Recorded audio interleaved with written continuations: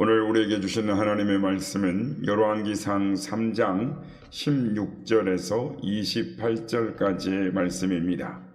열왕기상 3장 16절에서 28절까지의 말씀을 교독하시고 마지막 절은 함께 합독하시도록 하겠습니다. 제가 가지고 있는 성경 페이지로는 515쪽이 되겠습니다. 구약성경 515쪽입니다. 그때 장기 두 여자가 왕에게 와서 그 앞에 서며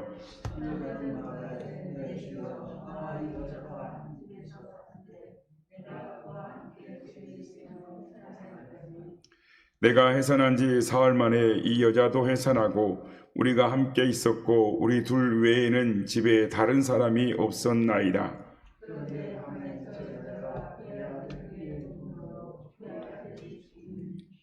그가 밤중에 일어나서 이 여종 내가 잠든 사이에 내 아들을 내 곁에서 가져다가 자기의 품에 누이고 자기의 죽은 아들을 내 품에 누였나이다.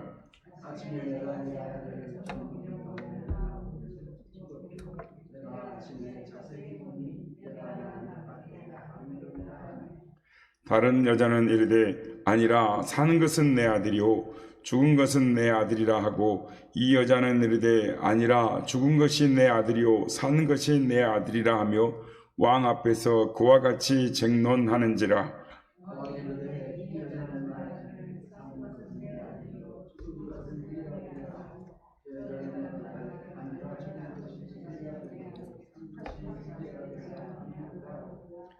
또 이르되 칼을 내게로 가져오라 하니 칼을 왕 앞으로 가져온지라.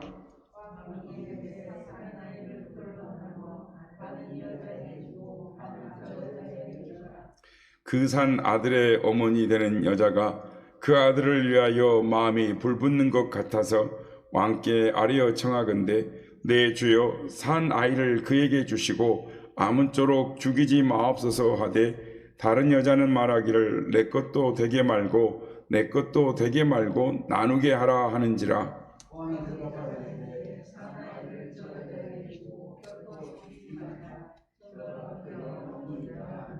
다같이요. 온 이스라엘이 왕이 심리하여 판결함을 듣고 왕을 두려워하였으니 이는 하나님의 지혜가 그의 속에 있어 판결함을 봄이더라. 아멘. 할렐루야. 오늘 이 아침에 예배의 자리에 세우신 하나님을 찬양합니다. 그리고 새벽을 깨워 기도의 자리로 나오신 모든 성도님들께 하나님의 은혜와 평강이 함께 하시기를 기원드립니다. 오늘 본문은 이 그리스도인이 아니더라도 누구나 알고 있음직할 만한 이야기입니다. 소위 솔로몬의 재판 이야기입니다.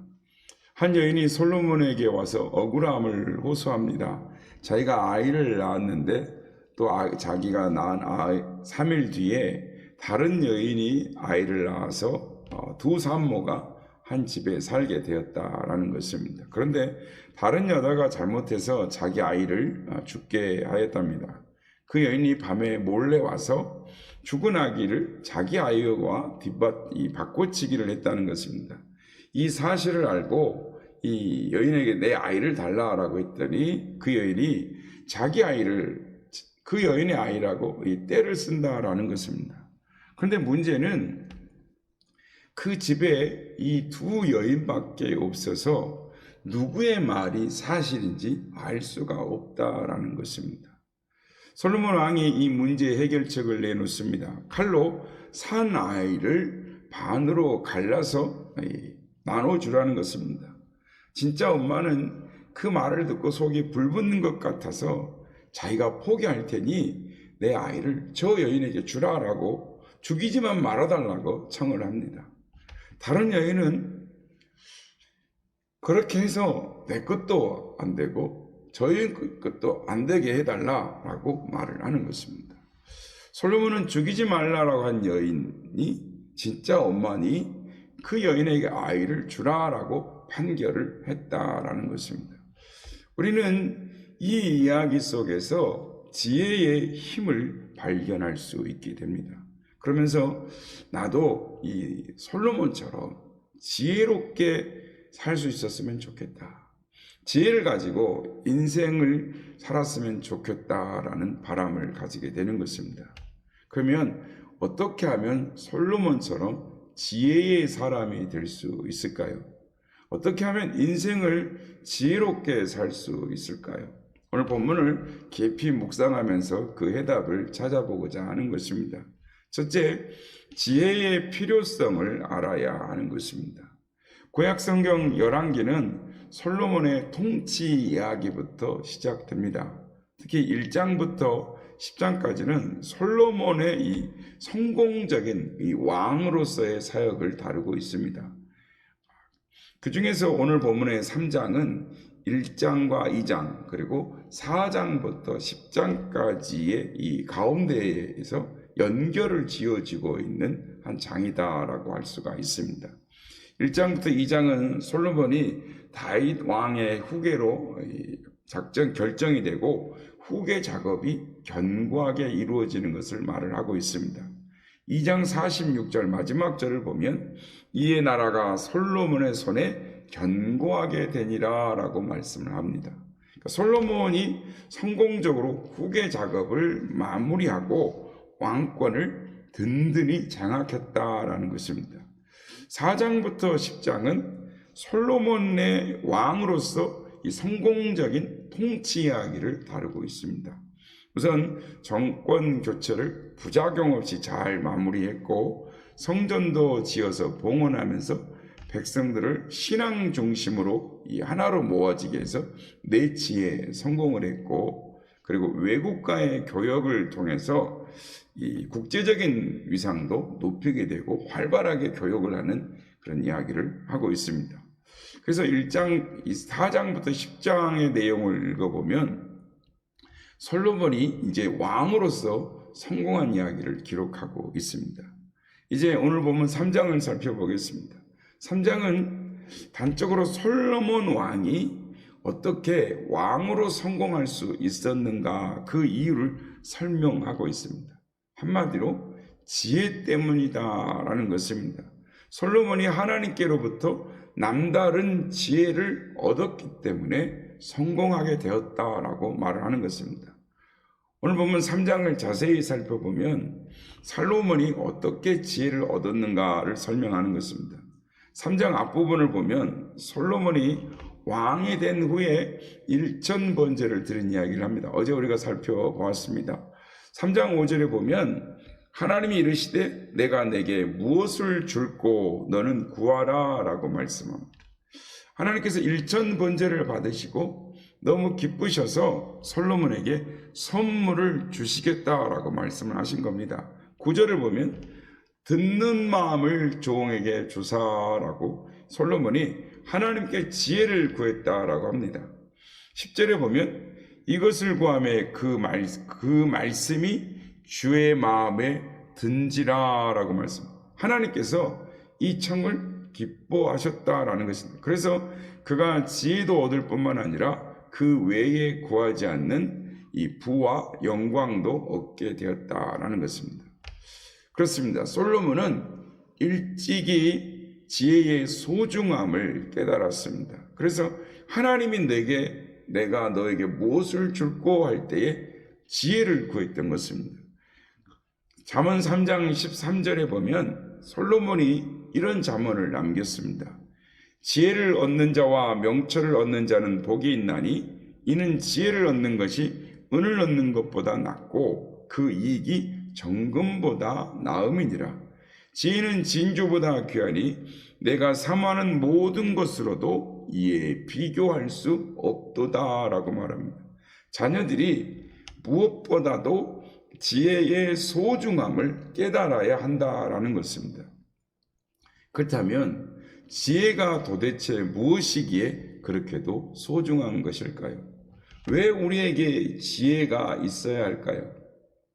이 답을 찾으려면 먼저 지혜가 무엇인가를 알아보아야 하는 것입니다. 생각해 보아야 하는 것입니다. 어느 공장에 기계가 고장이 나서 작업이 중단이 되었습니다. 공장 내부의 전문가들이 아무리 살펴봐도 그 원인을 알 수가 없습니다.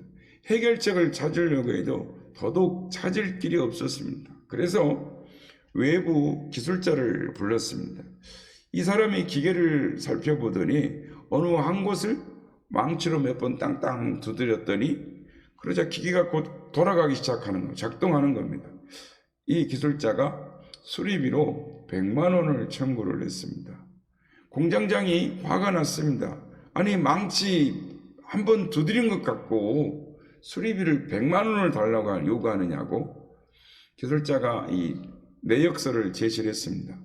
망치로 기계를 두드린 값 10,000원, 어디를 쳐야 할지 발견한 통찰비 99만 원. 그렇습니다. 지혜란 사물을 깊이 있게 통찰할 수 있는 능력을 말을 하는 것입니다. 세상의 원리와 인생의 이치를 꿰뚫어 보고 길을 찾을 수 있는 능력을 말하는 것입니다. 그래서 흔히 지혜는 지식과 구분을 하는 것입니다. 지식은 단순히 아는 것이라면 지혜는 깨닫는 것입니다. 지식이 이론적인 알미라면 지혜는 실천적인 깨달음인 것입니다. 지식이 머리의 작용이라면 지혜는 마음의 작용인 것입니다. 지식은 안다고 표현하지만 지혜는 믿는다라고 말을 하는 것입니다. 이렇게 볼 때 지혜는 머리가 좋다고 지혜로운 것이 아닙니다. 지식은 많이 얻을 수 있습니다. 그러나 마음이 밝아야 지혜로울 수 있습니다. 공부를 많이 한다라고 해서 지혜로운 것이 아닙니다. 진리를 깨우쳐야 지혜로울 수 있습니다. 그렇습니다. 우리에게 지혜가 필요한 것입니다. 지혜가 없으면 어리석게 되는 것입니다. 지혜로운 사람은 올바른 길을 찾아서 올바른 길로 나아가지만 어리석은 사람은 올바른 길을 찾지 못하고 인생을 헤매이는 것입니다. 지혜로운 사람은 자기도 행복하고 남도 행복하게 해주지만 어리석은 사람은 자기도 불행하고 남도 불행하게 하는 것입니다. 사랑하는 여러분, 지혜의 소중함을 깨달으시기를 바랍니다. 여러분, 지혜가 이렇게 소중하다면 어떻게 지혜를 얻을 수가 있을까요? 솔로몬은 3장 9절에서 듣는 마음을 종에게 주사라고 하나님께 지혜를 구합니다. 12절에 보면 내가 내 말대로 하여 내게 지혜롭고 총명한 마음을 주노니라고 말씀합니다. 한마디로 솔로몬은 하나님께 지혜를 구했고 하나님께로부터 지혜를 얻었다라는 것입니다. 야고보 사도는 야고보서 1장 5절에서 이렇게 말씀합니다. 너희 중에 누구든지 지혜가 부족하거든 모든 사람에게 후히 주시고 꾸짖지 아니하시는 하나님께 구하라. 그리하면 주시리라 라고 말씀하는 것입니다. 지혜를 얻기 위해 적극적으로 하나님께 기도하라라는 권면입니다. 하나님께 지혜를 달라고 기도하면 하나님께서 지혜를 구하는 사람들에게 지혜를 주실 것이라는 약속의 말씀인 것입니다. 바울 사도도 고린도전서 12장 7절 8절에 보면 이렇게 말씀을 하는 것입니다. 각 사람에게 성령을 나타내심은 유익하게 하려 하심이라. 어떤 사람에게는 성령으로 말미암아 지혜의 말씀을 이라고 말씀합니다. 지혜를 성령의 은사라라고 말씀을 하는 것입니다. 그리고 성령이 임하실 때 나타나는 첫 번째 은사가 지혜라는 것입니다. 그렇습니다. 우리가 지혜를 얻으려면 하나님께 기도해야 합니다. 우리가 기도하면 하나님께서 우리에게 성령을 주시고 성령께서 우리의 마음을 밝히셔서 지혜를 깨닫게 해 주신다라는 것입니다. 오늘 본문의 이야기로 돌아가 보겠습니다. 지금 두 여인이 다투고 있습니다. 서로가 자기 아이라는 것입니다. 그러나 거짓과 진실을 판가름할 만한 아무런 단서가 없습니다. 또 어떤 증인도 없습니다. 아무리 연구해봐도 답을 얻을 길이 없습니다. 아무리 머리가 좋은 사람도 해결책을 찾을 수 없습니다. 아무리 지식을 많이 가졌다 하더라도 해결책을 찾을 수가 없었습니다. 그러나 솔로몬은 하나님께서 주신 지혜로 어미의 불붙는 마음을 볼 수가 있었습니다. 하나님께서 그 마음을 볼 수 있는 눈을 열어주신 것입니다. 그렇습니다. 지혜를 얻는다라는 것은 마음의 눈을 뜨는 것입니다. 성경책에 성령께서 우리의 마음을 감동시키셔서 마음의 눈을 열어주실 때 깨닫게 되는 것, 그것이 지혜인 것입니다. 그래서 지혜는 하나님께로부터 오는 것입니다. 지혜는 하나님께 구해야만 얻을 수 있는 것입니다. 요한복음 8장에 보면 주님을 함정에 빠뜨려서 체포할 구실을 서기관들과 바리새인들이 가늠하다가 잡힌 이 현장에 잡힌 여인을 예수님 앞에 끌고 왔습니다. 그리고는 주님의 의견을 물어보는 것입니다. 율법에서는 이 여자를 돌로 치라고 했는데 주님은 어떻게 생각하느냐라는 것입니다. 먼저 돌로 치라고 하면은 지금까지 주님께서 말씀하신 이 용서를 가르친 주님의 가르침과 위배되는 것입니다. 그렇다고 돌로 치라고 한다면, 돌로 치지 말라고 한다면 율법을 어기게 되는 것입니다. 이렇게 해도 저렇게 해도 말할 수 없는 난처한 상황에 처한 것입니다. 주님께서 대꾸를 하지 않으시고 손가락으로 땅에 무언가를 쓰십니다. 그리고 말씀하십니다.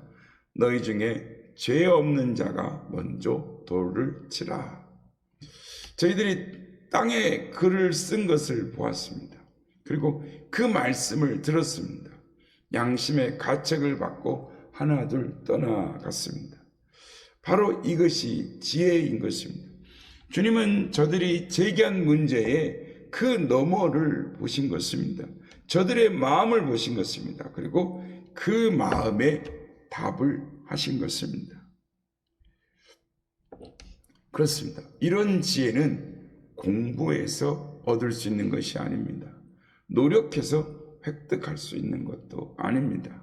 전적으로 하나님이 주시는 것입니다. 그래서 하나님께 구해야 하는 것입니다. 사랑하는 여러분, 주님께 구하십시오. 주님께서 여러분에게 솔로몬에게 주신 그런 지혜를 주실 것입니다. 성령께서 여러분의 마음을 밝히셔서 마음의 눈을 뜨게 하실 것입니다. 바라기는 마음의 눈을 뜨셔서 하나님이 기뻐하시는 것을 행하시는 여러분들이 되시길 바랍니다. 사람의 마음을 알고 사람을 살리는 사람들, 이 땅에서 주님의 마음을 알고 주님의 뜻을 행하시는 사람들이 되어서 하나님께 영광을 돌리는 우리 모두가 다 되시기를 예수님의 이름으로 축복합니다.